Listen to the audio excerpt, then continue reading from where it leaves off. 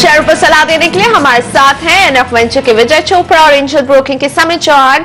सीधा रुख करते हैं अपने दर्शकों के सवालों का। मुकेश कुमार जी जुड़ रहे मेरे साथ। नमस्ते मुकेश जी, बताइए कौन सा शेयर है आपके पास?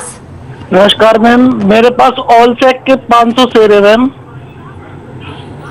ओके, 500 शेयर आपने 132 रुपए में खरीदारी की है? हाँ जी मैम। तो 13 रुपए 70 पैसे के मुनाफे पर बैठे हुए। बुक करना चाहते हैं प्रॉफिट या ऐड करना चाहते हैं और आप ऑलसेक? मैम इसमें मैं और ऐड करना चाहता हूँ मैं, और इसे लॉन्ग टाइम के लिए रखना चाहता हूँ, तो मैम सलाह दीजिए रखना है या नहीं। ओके, सो लॉन्ग टर्म के लिए ऑलसेक टेक्नोलॉजीज, लेकिन उससे पहले इसका टेक्निकल चार्ट भी समझना चाहूंगी। समित, ऑलसेक टेक्नोलॉजीज आपको कैसा लगता है टेक्निकल चार्ट्स पर? इन्हें मुकेश को अभी फिलहाल हम देख रहे हैं मुनाफा हो रहा है। देखिए प्रियंका, मोमेंटम तो क्लियरली ऊपर की तरफ है। अगर हम लास्ट 3-4 महीने की इसके प्राइस मूवमेंट देखें तो स्टॉक ये लगभग 50 के आसपास ट्रेड कर रहा था सितंबर में, और अभी वहां से ये ऑलमोस्ट ट्रिपल हो गया है। तो एक फास्ट रैली आई है लास्ट 3 या 4 महीने में, और ऊपर की तरफ अभी 160-165 का एक इमीडिएट होल्डर दिख रहा है। सो मेरे ख्याल से इनका अगर लॉन्ग टर्म होराइजन है, फिर भी अगर ये स्टॉक 160-165 के आसपास आता है और वहां पे थोड़ा रेजिस्टेंस दिख रहा है, तो एक पार्शियल प्रॉफिट तो बुक करना चाहिए। और यहाँ पे मैं फ्रेश बाइंग की सलाह नहीं दूंगा। अगर उनका लॉन्ग टर्म होराइजन है, फिर भी थोड़ा एक अच्छी खासी डिप के लिए वेट कीजिए। अगर वो डिप्स आती है तो वहीं पे एक्यूमुलेट कीजिए, रादर देन अभी ये प्राइसेस चेस करने से अच्छा। ओके, सो Mukesh ji, 2 take Awez. Partial profit जरूर बुक करें, डिप का इंतजार करें, तब इसे और आप ऐड कर सकते हैं। पवन मुजफ्फरनगर से जुड़ रहे हैं हमारे साथ। नमस्ते पवन जी, बताइए कौन सा शेयर है जिसके बारे में आप हमारे एक्सपर्ट से सवाल पूछना चाहते हैं? तो जैसे मैडम इंडिगो 10 से 15 रुपये में खरीदा था। आईपीओ के जरिए लिया आपने? इंडिगो 10 से 15 रुपये में मार्केट से खरीदा था। अच्छा, मार्केट से खरीदा आपने, आईपीओ में नहीं जी। तो और कॉफी डे एंटरप्राइजेज ने आईपीओ में लिया था 90 शेयर। ओके, और जेट एयरवेज हमने 530 इंडिगो और कैफे डो दोनों ही जो न्यू एंट्रेंट्स रहे बाजार में, इसके बारे में पवन जी का सवाल रखते हैं यहाँ हम विजय के सामने। विजय, इंडिगो इनकी खरीद का भाव रहा है 1015, सीसीडी इन्हें आईपीओ के जरिए इन्हें मिले हैं, तो क्या करने की आप सलाह देंगे? ये दोनों अब आपको कैसे दिख रहे हैं? क्या बाजार में अब ये सेटल हो रहे हैं धीरे धीरे? आप इन पर क्या व्यू रखते हैं? देखिए, इंडिगो के बारे में मैं बोलूंगा, बहुत ही ब्लॉकबस्टर लिस्टिंग हुई है और मुझे लगता है पूरा का पूरा एयरलाइन स्पेस रीरेट हुआ है। अगर आप स्पाइस जेट को देखें, जेट एयरवेज को देखें, तो ये स्टॉक्स लगभग डबल हो गए हैं अपने पिछले 6-8 महीनों के अंदर। और इंडिगो की यदि हम बात करें, मुझे लगता है कि जो वैल्यूएशन इस समय है वो थोड़ी सी स्ट्रेच्ड हैं, और नो डाउट इसका क्रूड की गिरावट का बेनिफिट जो है वो एयरलाइन कंपनीज को डायरेक्टली मिलता है। पीछे अभी 3-4 दिन पहले एयर टरबाइन फ्यूल के जो प्राइसेस हैं उसको भी लोअर किया गया था, तो इससे इनकी डेफिनेट प्रॉफिटेबिलिटी बैलेंस शीट बढ़ती है, बैलेंस शीट को बेनिफिट मिलता है। तो मैं ये कहूंगा इंडिगो में जहां पे आपको 1150 के लगभग का लेवल मिलता है, 1150 के ऊपर एक बार आप निकलिए, प्रॉफिट बुक करिए। और सीसीडी में थोड़ा इंतजार करना पड़ेगा। कारण उसका ये है कि जिस तरीके से लिस्टिंग एक्सपेक्ट की गई थी तो वो बहुत अच्छी लिस्टिंग नहीं रही। कंपनी की प्रॉफिटेबिलिटी क्वार्टर ऑन क्वार्टर कैसे आती है उस पर भी काफी कुछ डिपेंड करता है। हालांकि एक बहुत अच्छा नेटवर्क जरूर एस्टैब्लिश कर लिया है इस कंपनी ने, बट क्विक सर्विस रेस्टोरेंट्स में जिस तरह से बढ़ोतरी एक्सपेक्ट की जा रही है नंबर्स में, we have to see and analyse की किस तरह से इनके नंबर्स पोस्ट होते हैं, तो थोड़ा सा इंतजार जरूर करना पड़ेगा। मगर इंडिगो में हम निश्चित रूप से प्रॉफिट बुक करें। ओके, सो कैपिटल में इंतजार कर लेंगे। कॉफी डे की एक इंटरेस्टिंग खबर कल आई थी कि अब ये होम डिलीवरी को बढ़ाने वाले हैं। बेंगलुरु से शुरुआत करेंगे कॉफी, आप घर में बैठे बैठे इसकी चुस्की ले पाएंगे कॉफी डे की। चलिए, लेकिन अब एक अहम खबर, अमेरिका में ब्याज दरें बढ़ना लगभग तय हो गया। अमेरिका के केंद्रीय बैंक की गवर्नर जेनेट येलन ने इस बात के साफ संकेत दे दिए हैं, और इसीलिए हमने कल देखा था डॉलर में जबरदस्त उछाल। कल 12.5 साल की ऊंचाई पर कल डॉलर था। तो आपको क्या करना चाहिए? डॉलर रुपए में ट्रेड कैसे करें, ये बताएंगे आवाज के banking editor Pradeep Pandya. Pradeep ji, Fed rate बढ़ने के मद्देनजर कैसे ट्रेड किया जाए डॉलर में? कुल 3 सवाल आपने पूछे, ऐसा कहना चाहिए। पहला सवाल यह है कि फेड क्या करेगा? फेड रेट बढ़ाएगा, यह पक्का है। और 0.25% रेट बढ़ाए जाएंगे, ऐसी उम्मीद की जा रही है। इसका इंपैक्ट क्या होगा? इसकी वजह से डॉलर मजबूत होगा, दूसरी तमाम करेंसीज के मुकाबले, तो रुपए के मुकाबले भी डॉलर मजबूत होगा। लेकिन इसके पहले जो ईसीबी को फैसला लेना है, ईसीबी क्या करेगा? ईसीबी से उम्मीद है कि वो अपने डिपॉजिट के रेट कम करेगा, वो और बॉन्ड खरीदेगा, जिससे यूरोप में बॉन्ड के यील्ड घटेंगे, और इसका मतलब ये कुल मिलाकर निकलता है कि सारे जितने भी इंटरेस्ट रेट हैं यूरोपियन यूनियन के अंदर अलग अलग देशों के, सारे रेट्स घटेंगे। तो अमेरिका में रेट्स बढ़ेंगे, सरकार के रेट बढ़ेंगे, बैंकों के रेट बढ़ेंगे और सारे मार्केट रेट बढ़ेंगे। यूरोप में रेट घटेंगे, दोनों अलग अलग डायरेक्शन में जा रहे हैं। इसकी वजह से डॉलर में और ज्यादा मजबूती आएगी, क्योंकि यूरो गिरेगा और हम जो करेंसी का वैल्यूएशन करते हैं वो दरअसल डॉलर इंडेक्स देखकर करते हैं। उसमें क्या होता है कि हम ये देखते हैं कि जो बड़ी करेंसीज हैं, दूसरी बड़ी करेंसीज खासतौर पे यूरो, येन और पाउंड, उनके मुकाबले में डॉलर कितना कमजोर या मजबूत है। तो जब जैसे यूरो कमजोर होगा वैसे वैसे डॉलर और ज्यादा मजबूत होगा, और इसका इंपैक्ट हमारे ऊपर क्या होगा? डॉलर मजबूत हुआ तो रुपया गिरेगा। दूसरा इंपैक्ट हमारे ऊपर हम देख रहे हैं पहले से ही, शेयर बाजार में लगातार जो बिकवाली चल रही है उसमें भी इस चीज का बड़ा हाथ है कि डॉलर मजबूत हो रहा है। लेकिन इसको ट्रेड कैसे करें? डॉलर की मजबूती या कमजोरी अगर हम स्टैंड अलोन देखना चाहें तो हम डॉलर इंडेक्स के जरिए देखते हैं, और डॉलर इंडेक्स 100 के करीब है इस वक्त। अगर डॉलर इंडेक्स 100 पे बना रहता है या इसके और ऊपर जाता है, उसके ऊपर 101 या और ऊपर के लेवल देखने को मिलते हैं, तो वो चिंता की बात होगी हमारे लिए, और उसकी वजह से हमारे करेंसी और मार्केट में और ज्यादा गिरावट की आशंका बनेगी। डॉलर इंडेक्स इस समय 100 के ऊपर निकला जरूर है, पर डिसाइसिव ब्रेकआउट नहीं है, थोड़ा ऊपर जाता है फिर थोड़ा नीचे आता है। तो इस ट्रिगर का आप इंतजार करें। और जहां तक रुपए का सवाल है, रुपए पे हम देखें तो 67 के आसपास के लेवल बहुत ही इंपॉर्टेंट हैं, एक स्विंग लो है हमारे लिए। आरबीआई ने पिछले हफ्ते 10 दिन में इस लेवल को डिफेंड किया है, कम से कम 2 या 3 बार आरबीआई ने डॉलर बेच करके रुपए को रिकवर कराया है। तो आरबीआई इस लेवल पे फाइट कर रहा है, और कोशिश यह है कि ये जो सारे इवेंट हैं यहां से लेकर 16 तारीख तक, ये सारे इवेंट रुपया 67 के आसपास के लेवल होल्ड करते हुए निकाल ले, इसी रेंज में रहे, इसके नीचे ना जाए। तो अगर मान लीजिए कि 17 तारीख तक 67 का लेवल हम होल्ड किए रहते हैं, 67 के नीचे नहीं टूटता, तो ये बहुत अच्छी बात होगी। फिर हम ये मानेंगे कि ये बला टल गई, जो हमारे ऊपर एक मुसीबत आने वाली थी फेड और ईसीबी की वजह से, वो टल गई है। लेकिन अगर कहीं 67 का लेवल टूटा तो नीचे आपको करीब 1.5 रुपए की गिरावट और देखने को मिल सकती है। तो ट्रेडिंग का तरीका इस वक्त आप 67 का लेवल ध्यान में रखें, उसके नजदीक अगर हम पहुंचते हैं तो आप ये माने कि रुपया यहां से रिकवर हो सकता है, तो डॉलर में आप प्रॉफिट बुकिंग करें, रुपए में तेजी का व्यू रखें। लेकिन अगर 67 का लेवल निकल जाए तो फिर रुपए में मंदी का व्यू और आगे बढ़ता हुआ नजर आएगा, वो ट्रेड और आगे बढ़ेगा। के डे हमारे साथ जुड़े हैं, मैक्लाइ फाइनेंशियल्स के ईडी। मिस्टर डे, क्या आप सहमत हैं इस एनालिसिस से? Good morning. देखिए, आपने जो बताया काफी सही बताया, बट एक thing which I may not agree, level बोलना बहुत मुश्किल है। क्या 67 है, 67, 10, 20 ऐसा कोई खास लेवल नहीं है। इवन 67, 20 का बाद जाके भी नीचे आ सकता है। But main player is now reserve bank of India, जो एट पर्टिकुलर लेवल्स पे आके इंटरवेन करके उसके रूपी के गिरावट के स्पीड को रोक रहे, स्पीड ब्रेकर बन रहे हो। तो या 67, 20, 30 पॉसिबिलिटी है 15-16 तारीख तक। 16 तारीख को जब उसका फाइनल रिजल्ट आएंगे, एंड मोर और less it is being discounted हो चुका है, बाबा ये रेट तो बढ़ने वाला है। It could be a very well surprise अगर because of Christmas and New Year उसको रेट को डिले किया तो, बट मोर और लेस रेट तो बढ़ने वाला है।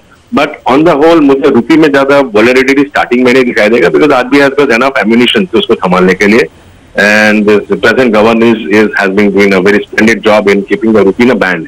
तो शायद ये बैंड हटकर, जो अब पहले तो 65, 50, 66 का 50 का था, अब बैंड हटकर शायद ये 65, 50 और 70, 67, 30, 40 का बैंड में चले जाए। ओके, तो आप कह रहे हैं कि वो रेंज थोड़ी थोड़ी और नीचे आ सकती है यहाँ से लगातार इस पूरे डेवलपमेंट के चलते। ये डेवलपमेंट थोड़ा रेंज आगे जाएगा, स्लोली जाएगा। और एक थिंग आएगा कि जब अगर यूएस का रेट हाइक हुआ विच इज डिस्काउंटेड, हमारे जो फॉरवर्ड प्रीमियम्स है नीचे आ जाएंगे। आज जो हमारे फॉरवर्ड प्रीमियम्स लगभग 6.5 के आसपास परसेंटेज है, तो एक्सपोर्टर्स के लिए ये सोचते हैं कि रुपये गिरेगा हमें प्रीमियम मिलेगा, फॉरवर्ड प्रीमियम्स थोड़ा नीचे आएंगे, because forward premiums are interest differential. और आगे जाके इंडिया भी अगर रेट कट किया नेक्स्ट ईयर में तो और प्रीमियम्स थोड़ा नीचे आ जाएंगे। तो that's the play between the forwards and the spot. और थोड़ा नेगेटिविटी रहेगा, ईयर एंड आउटफ्लो है, थोड़ा नेगेटिविटी रहेगा ये। रुपए पे दबाव बने रहने की आशंका आपको लगता है कि यहां पर आगे साफ तौर पे नजर आ रही है और हम रुपए की जो ट्रेडिंग रेंज है उसको नीचे आते हुए देखेंगे। लेवल हालांकि जो हम बात कर रहे हैं और जो मिस्टर डे ने बताया उसमें थोड़ा फर्क हो सकता है। उनको लगता है कि 67 के थोड़ा नीचे जाकर भी हो सकता है कि वहां बैलेंस हो, क्योंकि नए नए लेवल्स आजकल आरबीआई तय कर रहा है। तो नया लेवल आरबीआई ने क्या तय किया है ये देखना होगा। जो दो लेवल मैंने आपको बताया 67 और 68.5 के, वो एक्सपर्ट्स के मुताबिक निकल कर आते थे। शुक्रिया मिस्टर डे आपका। और इसके साथ ही वक्त है फिलहाल हमारे लिए एक छोटे से ब्रेक का।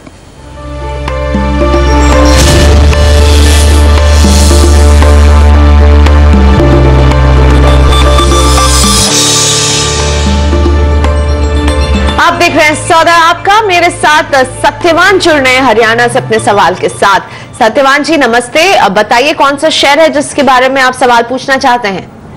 हाँ नमस्कार जी, मैं आईएलएफ ट्रांसपोर्टेशन लिमिटेड और इलेक्ट्रोस्टील कास्ट। ओके, एक एक करके बता दें कितने शेयर हैं, किस लेवल पर खरीदा है। आईएलएफ ट्रांसपोर्ट तो मेरे पास है 100 शेयर एट 200 और इलेक्ट्रोस्टील कास्टिंग है मेरे पास 1950। ओके, दोनों में नुकसान हो रहा है सत्यवान जी आपको। हाँ हाँ जी हाँ जी हाँ जी। तो लंबी अवधि के लिए लिया था, ट्रेडिंग का नजरिया था। हाँ लंबी अवधि के लिए। ओके, लंबी अवधि के लिए लिया इन्होंने। आईएलएफएस इंजीनियरिंग और आईटीआई और दोनों में ही नुकसान पर बैठे हुए हैं। विजय जी क्या करने की अभी सलाह देंगे, क्या आप करें, यहाँ पे स्विच करें? ये दोनों कंपनियों के फंडामेंटल आपको कैसे दिखते हैं? देखिए आईएलएफएस ट्रांसपोर्टेशन ने पिछले काफी समय से काफी मार्केट को डिसअपॉइंट किया है। तो मैं यही कहूंगा किसी भी उछाल में एक बार को बाहर आ जाएं, क्योंकि काफी डिग्रेड होता हुआ दिख रहा है स्टॉक हर रूप से। दूसरा जो उन्होंने मेंशन किया है इलेक्ट्रोस्टील कास्टिंग, अगेन थोड़ा सा प्रॉफिट इनको जरूर हो रहा है फिलहाल। और मुझे लगता है कि जो मेटल रिलेटेड कंपनीज हैं या मेटल से रिलेटेड जो भी कास्टिंग्स में हो या इंजीनियरिंग सेगमेंट में हो, थोड़ा सा उसमें दबाव रह सकता है। तो ये इसमें भी किसी भी उछाल में आप बाहर आ जाएं। मैं कहूंगा कि जिस तरह से डॉलर की मजबूती हो रही है, आप कोई अच्छा आईटी काउंटर पकड़ सकते हैं, कोई अच्छा फार्मा कंपनी पकड़ सकते हैं, क्योंकि इन कंपनीज को फायदा पहुंचता है। Auro pharma is a very good option, आप ऑरो फार्मा ले सकते हैं क्योंकि उसको रिसेंटली एक यूएसएफडी अप्रूवल भी मिला है। ओके, तो आपको ये भी बता दिया कि आप जब यहाँ से निकले तो कहां पर आपकी नजर होनी चाहिए। लेते हैं एक छोटा सा ब्रेक, लेकिन आगे हम बताने वाले हैं जेके टायर और एलआईसी हाउसिंग में आपको क्या करना चाहिए अगर आपके पास है इन दोनों कंपनियों के शेयर्स।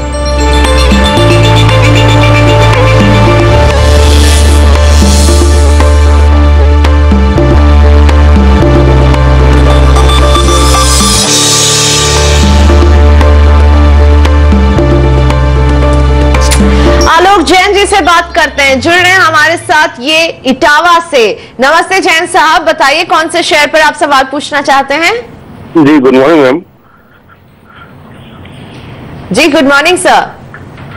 मैम मैं ये पूछना चाहता हूँ कि IVRCL मैंने लिया था और परसों ही लिया है 10.20 के भाव से। हाँ हाँ, तो मैम मैं ये पूछना चाह रहा हूँ कि इसमें कुछ न्यूज भी आई है डीमर्जर की, तो मैं अभी तो लॉस में हूँ, बट इसको क्या होल्ड करूँ और कब तक? ओके, IVRCL में न्यूज भी आ रही है, डेट रिस्ट्रक्चरिंग की भी बात चल रही है यहाँ पर। विजय, IVRCL आपको कैसा दिखता है? इन्होंने जो खरीद की है 10 रुपए 20 पैसे पर, अच्छी खरीद आप मानेंगे? मुझे लगता है प्रियंका जी कि जो भी डेट रिडन कंपनीज हैं, अगर आप टोटल डेट देखें करीब 4300 करोड़ का डेट है इस कंपनी के ऊपर। और विजुअली अगर आप इसकी रेवेन्यूज को देखें, नेट प्रॉफिट को देखें, तो पिछले तिमाही में करीब 305 करोड़ का लॉस किया था। डेट सर्विसिंग एक बहुत बड़ा इशू है इन कंपनीज का, और मैं पहले भी बोलता आया हूँ वेरियस फोरस कि जहां पर भी कर्जा जरूरत से ज्यादा ले रखा है इन कंपनियों में और वैसा रेवेन्यू दिख नहीं रहा या हो नहीं रहा, मेरी ये सजेशन होगी कि इन कंपनीज से आप फिलहाल दूर रहें। या तो आप कम डेट वाली कंपनीज चुने या जीरो डेट वाली कंपनीज चुने जहां पर आपको मुनाफा ज्यादा हो सकता है। तो आई वुड रिकमेंड कि किसी भी उछाल में आप बाहर आ जाइए। बिल्कुल, तो आपको ये जरूर अट्रैक्टिव प्राइस पॉइंट पर IVRCL दिख रहा होगा आलोक जी, लेकिन इससे निकल जाने में ही समझदारी है। महेश मातवानी हमारे साथ छत्तीसगढ़ से जुड़ गए हैं। नमस्ते महेश जी, पूछिए अपना सवाल। कौन से शेयर है सर, किस भाव पर लिया था? हाँ प्रियंका मैम, सबसे पहले तो नमस्कार आपको, और आपके चैनल को नंबर 1 बनने के लिए जो अवार्ड मिला उसके लिए बहुत बहुत बधाई आपको। बहुत शुक्रिया, और आप ही लोग हैं जो हमें नंबर 1 बनाते हैं। अब बताइए, आपने कहां पर स्टॉक ले रखा है, क्या करना चाहते हैं? हाँ मैडम, मेरे पास में GMR इंफ्रा के 1000 शेयर्स है एट द रेट ऑफ 1850 पे, एंड उसके अलावा LIC हाउसिंग फाइनेंस है मेरे पास में 60 शेयर्स 448 पे। तो ये दोनों ही शेयर्स में शॉर्ट टर्म के हिसाब से रखने के हिसाब से सोचा हूँ। तो टेक्निकल राय जानना चाहता हूँ कि GMR इंफ्रा अभी क्योंकि इतना बढ़ चुका है तो मैं क्या करूँ, क्योंकि करीब करीब मेरी बाइंग प्राइस के आसपास पहुँच गया है, तो कितना जाएगा, कहाँ तक रुकना चाहिए मुझे, और LIC हाउसिंग फाइनेंस के बारे में भी मुझे बताइए थोड़ा सा। और यहाँ LIC हाउसिंग फाइनेंस में तो आपको मुनाफा भी हो रहा है 60 शेयरों पर सर। चलिए रखते हैं आपका सवाल समित के सामने। हाँ समित, GMR इंफ्रा में क्या करें? 18 रुपए 50 पैसे इनकी खरीद रही है, LIC हाउसिंग फाइनेंस में तो इनको मुनाफा भी हो रहा है। टेक्निकली कैसे दिखते हैं ये दोनों, और इमीडिएटली क्या करने की सलाह देंगे आप? देखिए, GMR इंफ्रा की अगर बात करें तो ये क्लियरली लगाड़ है अगर हम कुछ सालों की इसकी प्राइस मूवमेंट देखें तो। हालांकि लास्ट 3 या 4 वीक्स में हमने थोड़ा इसमें ट्रैक्शन देखा है, वॉल्यूम अच्छे खासे पिक हुए और एक लो लेवल्स पे 12 साढ़े 12 के आसपास इसने अच्छा खासा बेस बना के स्ट्रॉन्ग मूवमेंट दी हुई है। तो ये मोमेंटम और थोड़ा कंटिन्यू हो सकता है अगर इनका शॉर्ट टर्म व्यू है, तो मेरे ख्याल से 20 हाफ के लेवल्स पॉसिबल है, वहां पे ये मुनाफा वसूली कर सकते हैं। और अभी फिलहाल तो इसको 15 हाफ से लेके 16 का एक स्ट्रॉन्ग सपोर्ट है। इन केस अगर यहाँ से रिवर्स हो जाए तो मेरे ख्याल से 16 का एक स्टॉप लॉस मान के चलना चाहिए, या फिर एक राइड कीजिए 20 हाफ के लेवल्स काफी पॉसिबल है इसमें। और अगर LIC हाउसिंग की बात करें तो शॉर्ट टर्म में इसका थोड़ा मूवमेंट मिलना थोड़ा डिफिकल्ट है। ये एक साइडवेज ट्रेंड में चल रहा है, ऊपर की तरफ 490-92 का मेजर हर्डल बन गया, लो साइड पे 460 का सपोर्ट है। तो यहां से अगर इनको देखना पड़ेगा 490 का लेवल ब्रेक होता है या नहीं, या फिर वहां पे वो मुनाफा वसूली कर सकते हैं। ओके, सो LIC हाउसिंग फाइनेंस में 490 का एक लेवल है, वहां पर आप मुनाफा वसूली जरूर करें। लेते एक छोटा सा ब्रेक, लेकिन अभी और भी कई सवाल बाकी, कई शेयरों पर चर्चा करेंगे अपने मार्केट एक्सपर्ट्स के साथ। लेकिन शेयरों पर अगर आपको भी उलझन हो रही है कि क्या होना चाहिए आपका अगला कदम, जुड़िए हमारे साथ, आप सवाल पूछ सकते हैं हमसे। 180020097890 ये है हमारा फोन नंबर, इस पर कॉल करें, जुड़िए सौदा आपका के साथ।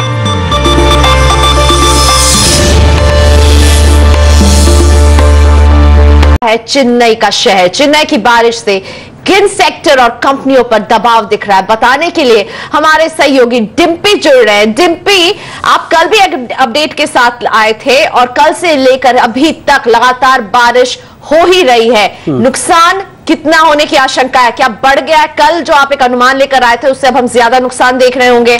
बिल्कुल, नुकसान भी बढ़ा है और एक चिंता भी बढ़ गया, क्योंकि अगर 48 घंटे बड़ी मुश्किल भरे हैं और ये चेन्नई में अगर बारिश होती है तो नुकसान का आंकड़ा और भी बढ़ जाएगा। अभी तक की जो मिली जानकारी है उसके हिसाब से जो कंपनी को नुकसान है, कल तक अनुमान कर रहे थे कि 10,000 करोड़ होगा, लेकिन ये आंकड़ा बढ़कर करीब 15,000 करोड़ रुपए के आसपास जाता हुआ दिख रहा है, क्योंकि कई कंपनीज खुद से डिस्क्लोजर दे रही है कि उनका प्लांट तो बंद है, कामकाज हो नहीं रहा है। अभी तक ऑटो कंपनीज को सबसे ज्यादा नुकसान है, करीब 250 करोड़ रुपए के आसपास का नुकसान आंकलन किया जा रहा है। इसके अलावा IT को भी नुकसान काफी ज्यादा है, क्योंकि कई दफ्तर बंद हैं, लेकिन जो थोड़ा बहुत काम भी हो रहा है सिर्फ घरों से ही हो रहा है। इसके अलावा रिटेल, हमने आपको बताया था कि रिटेल कंपनीज को भी काफी नुकसान है, और अब खबर यह भी आ रही है कि कई जगहों पर जो जरूरी चीजें हैं उसके दाम भी बेतहाशा बढ़ते हुए दिख रहे हैं, जैसे कि दूध, फल, सब्जी। तो यहाँ पे एकदम से दाम बहुत तेजी से बढ़ रहे हैं। सीमेंट प्लांट के अंदर पानी घुस गया और वहां पे इस वजह से पूरी तरह से काम ठप पड़ा हुआ है। इसके अलावा अगर आप देखें तो पेट्रोलियम से जुड़े हुए जो सेगमेंट है, खासकर रिफाइनरी वहां पे थी, जिससे पेट्रोलियम चेन्नई पेट्रोलियम ने खुद बताया कि उसका प्लांट पानी भरने की वजह से बंद हो गया है। इसके अलावा अगर आप देखें तो टायर कंपनीज को भी नुकसान हुआ है। आज सुबह ही अपोलो टायर ने बताया कि करीब 45 टन उसका जो प्रोडक्शन है वो जो इस वजह से कम हुआ है, क्योंकि बारिश है और वहां पे पानी भरा हुआ है। डिम्पी, तो कौन से वो शेयर हैं जिन पर बारिश का बुरा असर देख रहे हैं? सेक्टर स्पेसिफिक आपने बता दिया, कुछ स्टॉक स्पेसिफिक भी हमें बताइए।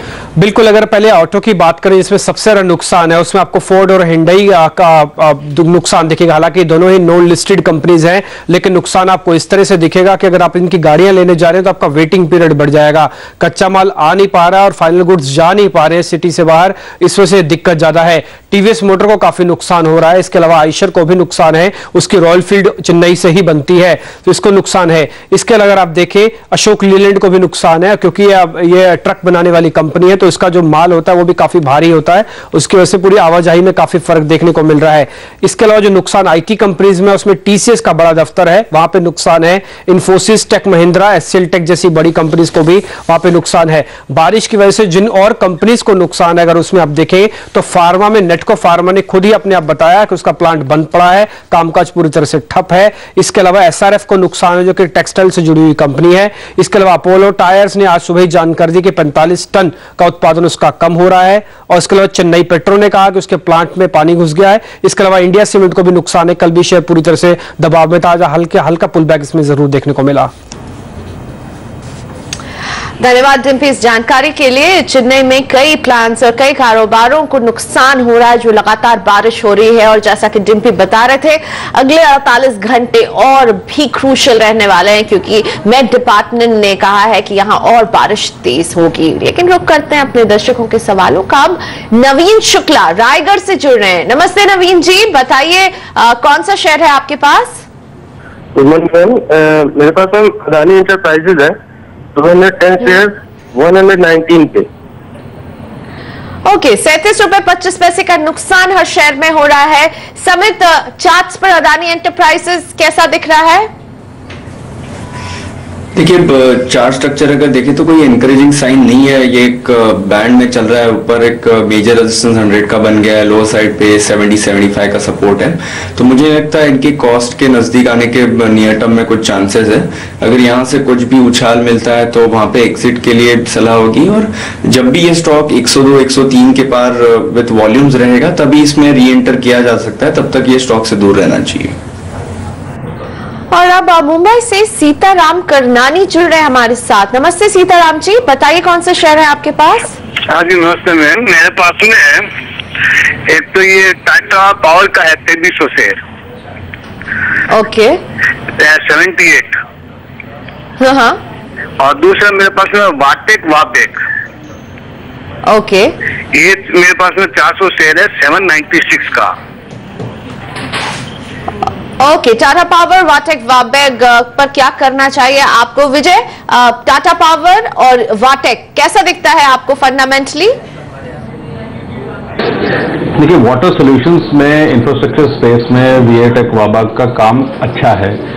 नो डाउट थोड़ा सा स्टॉक प्रेशर में रहा है पिछले कुछ महीनों में, but I think it has the potential of climbing back very very fast.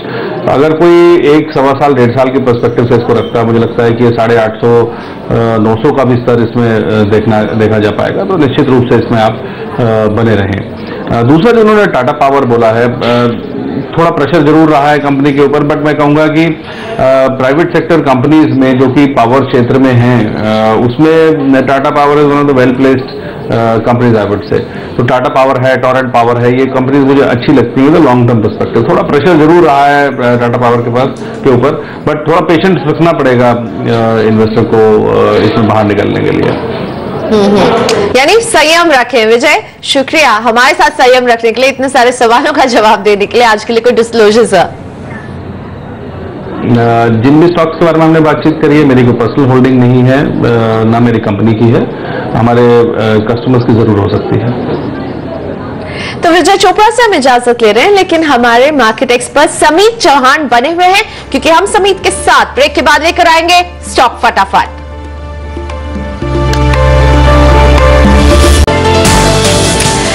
Welcome back. Samit Chauhan के साथ शुरू करते हैं स्टॉक्स फटाफट। पहला सवाल रौनक शेठ का सूरत से, ऑटोमोबाइल ग्लोबल के 500 शेयर हैं, 71 रुपए 60 पैसे की खरीद है।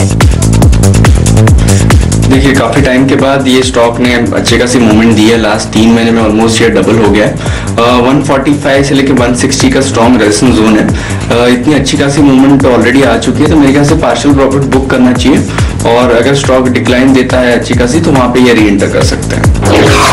संजीत वर्मा भोपाल से पूछ रहे हैं स्पाइस जेट में क्या करें, 5600 शेयर हैं, 16 रुपए 30 पैसे की खरीद। ये सभी एविएशन स्टॉक्स ने लास्ट 2 महीने में अच्छी खासी मूवमेंट दी है। Spice jet clearly out performing stock है और ऑलमोस्ट इनके लेवल से ये 3 गुना हो चुका है और अभी 80-85 के आसपास रेजिस्टेंस है। स्टॉप लॉस काफी डीप होगा करंट लेवल से, तो मेरे ख्याल से यहाँ पे प्रॉफिट बुकिंग कीजिए। यहाँ से कोई भी बाउंस आता है तो वहां पे प्रॉफिट बुकिंग की सलाह होगी। ओपी गुप्ता सतना से जेपी एसोसिएट 200 शेयर 31 रुपए में खरीदा था। देखिए ये स्टॉक की प्राइस मूवमेंट कैच करना काफी डिफिकल्ट होता है। क्लियरली साइडवेज ट्रेंड में है, लास्ट कुछ सालों से इसने अंडर परफॉर्म किया है। अगर स्टॉक 14.5-15 का लेवल टूटता है तो इसमें एक 19-20 तक उछाल आ सकता है, बट उसके बियॉन्ड लेवल देना अभी थोड़ा डिफिकल्ट होगा। फिलहाल ये होल्ड कर सकते हैं। चंडीगढ़ से मनीष कुमार अबाना ऑफशोर 100 शेयर हैं, 850 रुपए की खरीद रही है। अनफॉर्चुनेटली इन्होंने प्राइस वाइज बहुत पेन देखा है। स्टॉक ऑलमोस्ट 30-40% लेवल पे चल रहा है उनके कॉस्ट के। फिलहाल तो ये होल्ड कर सकते हैं। 200 रुपए के आसपास स्ट्रॉन्ग सपोर्ट है, देखना पड़ेगा इसकी फर्दर प्राइस डेवलपमेंट कैसी होती है। 260-270 के ऊपर इसमें एक अच्छी खासी मूवमेंट आ सकती है, बट 700-800 के लेवल थोड़े डिफिकल्ट होंगे आने वाले कुछ महीनों में। अहमदाबाद से जिनेश टाटा स्टील्स की 300 शेयर 286 रुपए में इन्होंने खरीदारी की थी। ओवरऑल मेटल सेक्टर ने अच्छा खासा करेक्शन देखा है लास्ट 8 से 10 महीनों में। हालांकि टाटा स्टील को एक 200 के आसपास स्ट्रॉन्ग सपोर्ट है, जो 2013 के इसके लोज भी है, वहीं से इसने रिबाउंड किया है। गोइंग फॉरवर्ड 260 के ऊपर हम इसमें अच्छी खासी मोमेंटम देख सकते हैं ऊपर की तरफ। फिलहाल ये बने रह सकते हैं। 220 का एक स्ट्रिक्ट स्टॉप लॉस मान के इनको होल्ड करना चाहिए। पटना के विवेक गुप्ता जानना चाहते हैं वर्लपूल इंडिया के बारे में। 2000 शेयर है इनके पास, 38 रुपए पर खरीदा था। देखिए इनकी कॉस्ट देख के तो ये ऑलमोस्ट फ्री हो गया उनके लिए, तो डेफिनेटली बने रह सकते हैं। चार्ट स्ट्रक्चर अच्छा है और ये रिस्क भी ले सकते हैं। सो मेरे ख्याल से 560 का एक स्ट्रिक्ट स्टॉप लॉस मान के चलना चाहिए, अराउंड 565 ऑन क्लोजिंग बेसिस, और बने रहिए। देखिए 780-800 के लेवल्स आते हैं तो वहां पे प्रॉफिट बुकिंग के लिए सोच सकते हैं। ओके, निकेत आहूजा आईडीएफसी के 1000 शेयर 170 रुपए में उन्होंने खरीदारी की है। मेरे ख्याल से ये डीमर्जर हुआ है उसके पहले इन्होंने बाय किया हुआ है, तो उनको अकॉर्डिंगली आईडीएफसी बैंक के भी शेयर्स मिले होंगे। आईडीएफसी का अगर मैं अभी चार्ट स्ट्रक्चर देखूं तो कोई ऐसे क्लियर साइन नहीं है, बट ये बने रह सकता है। 60 का एक इमीडिएट हर्डल है, जैसे ये लेवल क्रॉस होता है इसमें एक अच्छी खासी मूवमेंट आ सकती है, बट नियर टर्म में एक्सपेक्ट करना थोड़ा डिफिकल्ट होगा। विकास खंडेलवाल जयपुर से मदरसन सुमी 30 शेयर 350 रुपए की खरीद। रिसेंटली हमने एक अच्छा खासा करेक्शन देखा है due to negative news flow. 400 के लेवल से स्टॉक करेक्ट हुआ है। 220 का स्ट्रॉन्ग सपोर्ट था, वहीं से इसने रिबाउंड दिया हुआ है। फिलहाल ये बने रह सकते हैं। 260 का एक क्लोजिंग बेसिस पे स्टॉप लॉस मान के चलिए। 310 के ऊपर ये स्टॉक वापस इनके कॉस्ट के आसपास आ सकता है। MS Rawal blue star info के बारे में जानना चाहते हैं। 45 शेयर हैं, 227 रुपए में खरीदारी की थी। देखिए इसके चार्ट स्ट्रक्चर इतने एनकरेजिंग नहीं है, सो एक छोटा स्टॉप लॉस मान के चलना चाहिए। सपोर्ट के आसपास है, 214 का स्टॉप लॉस होगा, उससे होल्ड कीजिए। अगर ये स्टॉक कुछ मोमेंटम ऊपर की तरफ देता है तो वहां पे एग्जिट करना चाहिए इसमें। शुक्रिया समेत हमारे वक्त निकालने के लिए। आज के लिए कोई डिस्क्लोजर? देखिए जो भी स्टॉक्स हमने डिस्कस किए मेरा निजी निवेश नहीं है, बट हमारे क्लाइंट की इसमें पोजीशंस हो सकती है। तो समय चौहान से हम इजाजत ले रहे हैं, साथ ही में मुझसे भी मैं भी आपसे इजाजत लेना चाहूंगी। सौदा आपका में आज मेरे साथ इतना ही। ब्रेक के बाद हम हाजिर रहेंगे कमोडिटी बाजार की सारी हलचल के साथ कमोडिटी राउंड अप में।